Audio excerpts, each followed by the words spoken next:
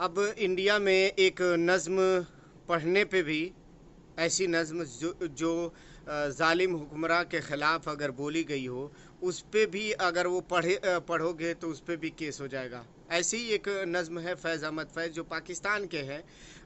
उस नज़्म को पढ़ने पर पूना ये नागपुर में केस हो जाता है। कमाल है ना कि एक नज़्म पढ़ने पे भी केस हो जाता है।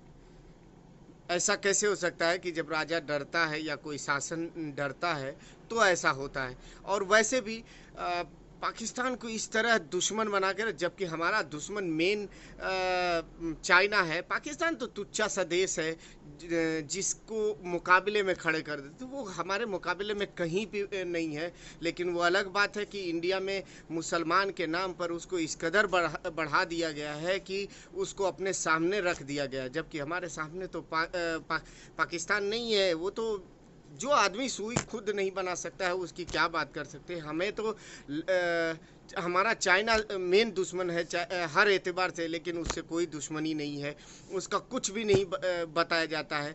कमाल है कि एक नज़्म पढ़ने पे भी कैसे केस हो सकता है, जबकि वो जो नज़्म पढ़ी गई थी वहाँ उस वक्त के लिए था कि वहाँ पे जो हुक्मरान था उसके ख़िलाफ़ ये आवाज़ उठाई गई थी कि हम भी देखेंगे, हम भी देखेंगे। ये एक नज़्म थी, हुक्मरान के ख़िलाफ़ थी। आज अगर पढ़ा जाता है तो कहीं न कहीं किसी को लग रहा है कि ये जो हुकूमत है कहीं न कहीं जुल्म कर रही है, और जुल्म कई एतबार से है, चाहे मज़हब के एतबार से हो, चाहे किसी भी एतबार से देख लिया जाए तो है।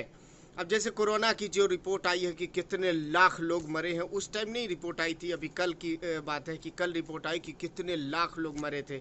लेकिन कमाल है, लोग घोंट जाएंगे, उससे कोई तकलीफ नहीं होगी। कमाल है कि गुजरात के एक जगह पे 2000 घरों को गिरा दिया जाता है, 2 या 7000 घरों को गिरा दिया जाता है, लेकिन एकदम पूरे मुल्क में शांति पड़ी है। रेल के हादसे होते हैं लेकिन पूरी शांति पड़ी हुई है, किसी का कोई इस्तीफा नहीं है। आतंकवादी मार के चले जाते हैं लेकिन कुछ नहीं, कोई जवाब नहीं है, बस देखते रहो देखते रहो, कोई कुछ नहीं। सेना के ऊपर सवाल उठा दिया जाता है, उस जो सवाल उठाता है उसके ऊपर भी कोई जवाब नहीं है कि उसके ऊपर उनको कम से कम अपने ओहदे से तो हटा देना चाहिए, लेकिन कुछ नहीं। यानी कुछ भी होता है कोई जवाबदेही नहीं है, बस सरकार चल रही है चल रही है।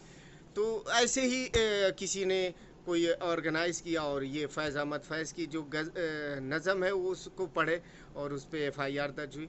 आप क्या सोचते हैं, कमेंट करके ज़रूर बताइएगा। जय हिंद।